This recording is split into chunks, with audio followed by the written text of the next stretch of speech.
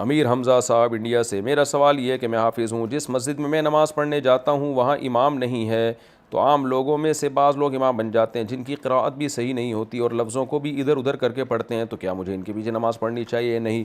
اب مجھے نہیں پتہ کتنی غلط تلاوت کر رہے ہیں، اگر گزارے لائق بھی کرنے ہیں تو نماز ادا ہو جاتی ہے، البتہ گناہ ہوگا کہ ایسے شخص کو امام کیوں بنا رہے ہیں آپ، تو آپ جب وہاں جایا کریں تو کوشش کیا کریں جس کو تھوڑی صحیح تلاوت آتی ہے اس کو امام بنایا کریں، خود ہی بن جایا کریں۔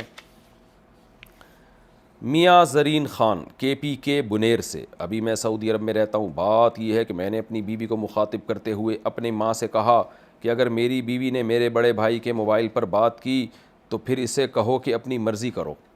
کیونکہ بیوی میری بات نہیں مانتی، اور میرے دل میں یا سوچ وغیرہ میں بھی طلاق یا چھوڑنا نہیں تھا۔ اب اگر میری بیوی میرے بھائی کے موبائل پر بات کرے تو کیا ہوگا؟ واضح کر دوں، میرے کہنے کا مطلب طلاق نہیں تھا، کیونکہ میری سوچ میں بھی نہیں تھا، صرف ڈرانے کے لیے بولا تھا کہ پھر اپنی مرضی کریں۔ نہیں جی، اس سے کوئی طلاق ولاق نہیں ہوتی۔ لودھرا سے کسی نے پوچھا ہے کیا دیہات میں جمعے کی نماز ہو جاتی ہے؟ نہیں ہوتی، اس پر اجماع ہے کہ جمعے کے لیے کچھ نہ کچھ شرطیں ضروری ہیں۔ میں نے اس پر ایک کلپ ریکارڈ کروایا تھا تو ہمارے بعض اہل حدیث کی طرف سے آیا کہ وہ بحرین میں کوئی گاؤں تھا، وہاں جمعہ ہوتا تھا، تو خود سوچو میرے بھائی، نبی صلی اللہ علیہ وسلم کے سے لے کر بحرین تک کہ ایک ہی گاؤں تھا، اتنے سارے مدینہ کے ارد گرد گاؤں تھے، کوئی ایک روایت میں دکھا دیں جس میں آتا ہو کہ کہیں اڑوس پڑوس میں کہیں بھی جمعہ ہوا ہو؟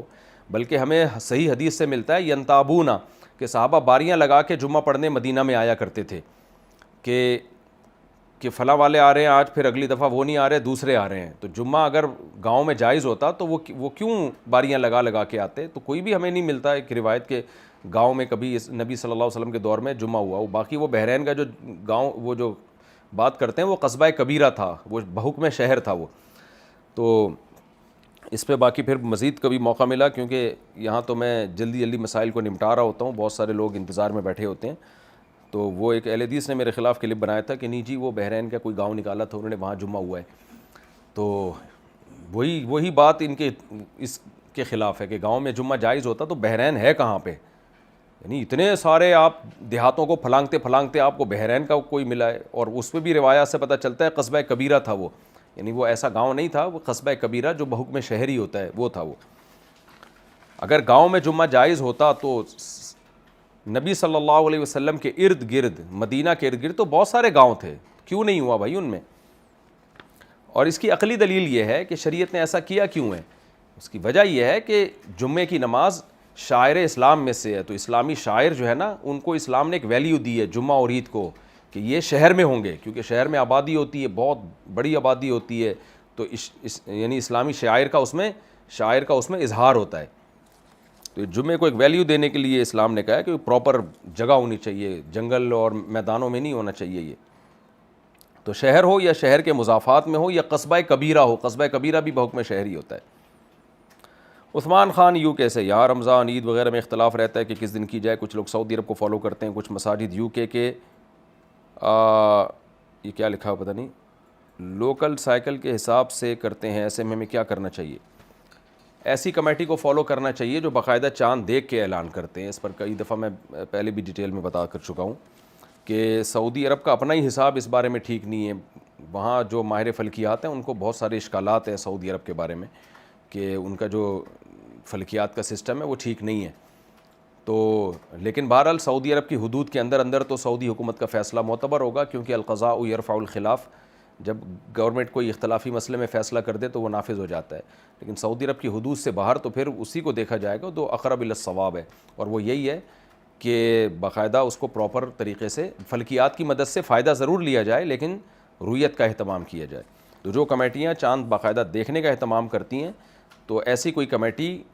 جو ہے اس کو فالو کیا جائے، یعنی وہ لوگ متفق ہو کر ایک کمیٹی بنائیں جو رویت کریں، چاند کو دیکھیں باقاعدہ، تو اس کمیٹی کو فالو کرنا چاہیے۔ باقی کوئی اگر سعودی عرب کو فالو کر رہا ہے تو لڑیں اس سے بھی نہیں، دو عیدیں ہو جائیں ایک ملک میں یہ اتنا برا نہیں ہے، عید دیکھو اور آپس میں لڑ رہے ہوں یہ زیادہ برا ہے۔ محمد فہیم انصاری لاکھمپور سے، کیا تراویح؟ ابھی یہ تراویح کے مسائل تو بہت پرانے ہیں، یہ ابھی کیوں آ رہے ہیں؟ کیا تراویح کے پیسے لینا حرام ہے؟ بعض لوگ کہتے ہیں جو چندہ کر کے پیسے امام کو دیے جاتے ہیں وہ حرام ہے۔ دیکھو کوئی بھی امام اگر تراویح پڑھاتا ہے تو تراویح کی اجرت جائز نہیں ہے، اس پہ جمہور علماء کا یہی موقف ہے، بعض ہمارے علماء کا تفرد ہے، جیسے مفتی ظفر علی صاحب مرحوم رحمۃ اللہ علیہ کا تفرد تھا کہ وہ کہتے تھے اجرت لینا جائز ہے، لیکن یہ ان کا قول دلیل کے لحاظ سے بھی کمزور ہے، اور جتنے بڑے بڑے مدارس ہیں، بنوری ٹاؤن ہے، جامعۃ الرشید ہے، جامعہ فاروقیہ ہے، اور اشرف المدارس ہے، اور دارالعلوم کرنگی ہے، اور اس کے علاوہ دارالعلوم دیوبند ہے، جتنے بھی بڑے بڑے جو ہمارے ادارے ہیں ان سب کا فتویٰ یہی ہے کہ تراویح کی اجرت لینا جائز نہیں ہے۔ فرض نماز پر تراویح کو قیاس نہیں کیا جائے گا، اس کے دلائل کئی بار میں پہلے بھی ریکارڈ کروا چکا ہوں۔ البتہ کوئی اپنی خوشی سے اگر قاری صاحب کو ہدیہ دے دے تو ہدیے میں تو ٹھیک ہے، وہ تو آپس کا ان کا معاملہ ہے، لین دین ہے، تو لیکن تراویح کے امام کو چاہیے کہ وہ پہلے بتا دے بھائی میری کوئی اجرت نہیں ہے، میں فی سبیل اللہ للہ فی اللہ نماز پڑھا رہا ہوں، اور لالچ نہ رکھے ورنہ اس کا ثواب ضائع ہو جائے گا، اللہ کے لیے کرے بس۔ باقی پھر بھی کوئی اپنی خوشی سے دیتا ہے تو وہ تو لوگوں کی مرضی ہے بھائی، کسی کو اپنی خوشی سے، کسی کو کسی کی تلاوت پسند آتی ہے وہ اس کو ہدیہ دے دیتا ہے، تو وہ ٹھیک ہے، وہ ان کی مرضی ہے، لیکن امام کو اس میں لالچ نہیں رکھنی چاہیے کہ یہاں سے زیادہ ہدیہ ملے گا تو ادھر جا کے تراویح پڑھاؤ، تو پھر اس سے ہدیہ ہی ملے گا، تراویح کی اجرت ضائع ہو جائے گی، سوری تراویح کا اجر ضائع ہو جائے گا۔ پاکستان سے کسی نے پوچھا میری ماں مجھ پر بہتان لگاتی ہے، کبھی چوری کا، کبھی افیئر کا، اور بھی بہت سے، اور اب میں ایک لڑکے کو پسند کرتی ہوں اور میرے گھر والوں نے مجھے پڑھائی چھڑوا کے گھر بٹھا لیا ہے۔ میری ماں ہر وقت مجھے ٹارچر کرتی رہتی ہے، میرا ان سے بات کرنے کا، ان کی عزت کرنے کا بھی دل نہیں کرتا، مجھے کیا کرنا چاہیے؟ دیکھیں ماں تو ماں ہے، آپ صبر کریں، ماں کے احسانات ان کی مظالم سے بہرحال زیادہ ہوتے ہیں، تو حتی الامکان آپ صبر کریں، زیادہ نہ الجھیں۔ اب مجھے نہیں پتا آپ کی اماں کر کیا رہی ہیں، وہ تو دونوں طرف کے بیان سن کے پتہ چلتا ہے، بعض دفعہ اولاد بدتمیزی کر رہی ہوتی ہے، اس کی وجہ سے ماں ٹارچر کرتی ہے، اولاد تمیز سے بات نہیں کرتی۔ بہرحال میں اصول اور ضابطہ بیان کروں گا، اگر واقعی ماں اس طرح کر رہی ہوں، بعض مائیں کرتی بھی ہیں، بیٹیوں کو تانے دے دے کے ہی وہ کر دیتی ہیں، تو اس لیے اللہ میاں نے ایک سسٹم بنایا ہے کہ لڑکی جب بالغ ہو جائے تو رخصت ہو کے اپنے گھر چلی جائے، وہاں وہ شوہر کے ساتھ زندگی گزارے۔ تو بعض ماؤں کی ایسا ہوتا ہے، میں نے خود دیکھا ہے گھروں میں کہ ماں کے ٹارچر کرنے سے بڑا نقصان ہوا، یا بیٹی ماں کو ستانا شروع کر دیتی ہے، اور خواتین کی جو لڑائیاں ہوتی ہیں ان کی تو حل ہی نہیں ہوتی ہیں، چاہے وہ ماں بیٹی ہی کی لڑائیاں ہوں، یہ ایسی پیچیدہ ہوتی چلی جاتی ہیں کہ وہ پھر آپ جتنا سلجھانے کی کوشش کریں گے وہ اور ہی الجھتی ہے۔ تو بہرحال پھر بھی ہم تو آپ کو ہی کہیں گے، آپ کی ماں ہیں، ان کے احسانات بہرحال بہت زیادہ ہیں، تو آپ حتی الامکان صبر کریں، اور آپ بالغ ہیں تو کوشش کریں بس جو ہے وہ، اگر لڑکے کو پسند کرتی ہیں تو اماں کو بتا دیں شادی کر دو میری، ابا کو بتا دیں، بھائیوں کو بتا دیں۔ ایک تو فیملیاں سمٹنے سے یہ بڑا نقصان ہے، ایک آدھ بھائی ہوتا ہے تو کوئی خاندان کے افراد ہی نہیں ہوتے جن سے انسان اپنی بات کر سکے، جب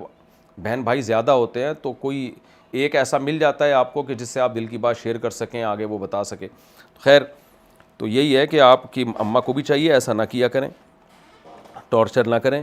اور آپ کو اگر کوئی پسند ہے تو ابا کو بتا دیں، بولیں بھائی میری شادی کر دو، ابا کو چاہیے وہاں آپ کی شادی کر دیں۔ محمد بلال صاحب انڈیا سے پوچھتے ہیں نماز میں من نہیں لگتا کیا کریں؟ کوئی بات نہیں، جب من نہیں لگتا تو بھی نماز پڑھنی پڑے گی آپ کو، بہت سارے کام ہیں جن میں من نہیں لگتا لیکن آپ کرتے ہیں، آپ اگر جاب کرتے ہیں تو آفس جانا پڑتا ہے، حالانکہ من نہیں کرتا ہوگا آپ کا من کرتا ہوگا کہ میں گھر میں بیٹھا رہوں اور ایک من کا ہو جاؤں، گول ہو کے موٹا ہو کے نہ جاؤں، لیکن جانا پڑتا ہے کیونکہ تنخواہ ملتی ہے۔ آپ کا دل کاروبار کا بھی من نہیں کرتا ہوگا لیکن آپ کاروبار کرتے ہوں گے کیونکہ بھائی پیسے ملیں گے، تو اللہ میاں نے جب آرڈر دے دیا تو تم نماز پڑھو، تو آپ کا من کرے یا نہ کرے آپ نماز پڑھ لیں، اس پہ آپ کو ڈبل ثواب ملے گا، ایک نماز پڑھنے کا، ایک من نہ کرنے کے باوجود نماز پڑھنے کا۔ تو اس لیے نماز پڑھیں، من لگے نہ لگے، جس کام کا من نہ کر رہا ہو نا وہ کام کرنا شروع کر دیں تو من بھی کرنا شروع کر دیتا ہے۔ پاکستان سے کسی نے پوچھا ہے میں گورنمنٹ جاب میں اپلائی کرنے کے لیے 3 مہینے کا ڈپلومہ میں نے گورنمنٹ جاب میں اپلائی کرنے کے لیے 3 مہینے کا ڈپلومہ کسی انسٹیٹیوٹ سے بنوا لیا تھا، ماشاءاللہ، اس وقت میں نے وہ کورس نہیں کیا تھا مگر میں نے وہ کورس ایڈوانس لیول کا سیکھ لیا، تو بتائیے اگر جاب ہوتی ہے تو حلال ہے یا حرام، اور اس کا کوئی کفارہ ہو سکتا ہے؟ جاب آپ کی حلال ہوگی، اب ہو گیا جو ہونا تھا، اور ویسے بھی آپ نے ڈپلومہ کر ہی لیا ہے، تو جاب کا تعلق آمدن کے حلال و حرام ہونے کا تعلق اس پہ نہیں ہے کہ سرٹیفکیٹ جعلی ہے یا اوریجنل ہے، اس کا تعلق اس سے ہے کہ آپ جو جاب کر رہے ہیں وہ پوری صحیح طرح سے ایمانداری سے کر رہے ہیں کہ نہیں کر رہے ہیں، تو جو کام آپ کے ذمہ لگے گا وہ ایمانداری سے کر رہے ہیں تو آپ کی ارننگ بہرحال حلال ہی ہوگی۔ ایسی اور ویڈیوز کے لیے ہمارے چینل دعوت اسلام کو سبسکرائب کیجیے۔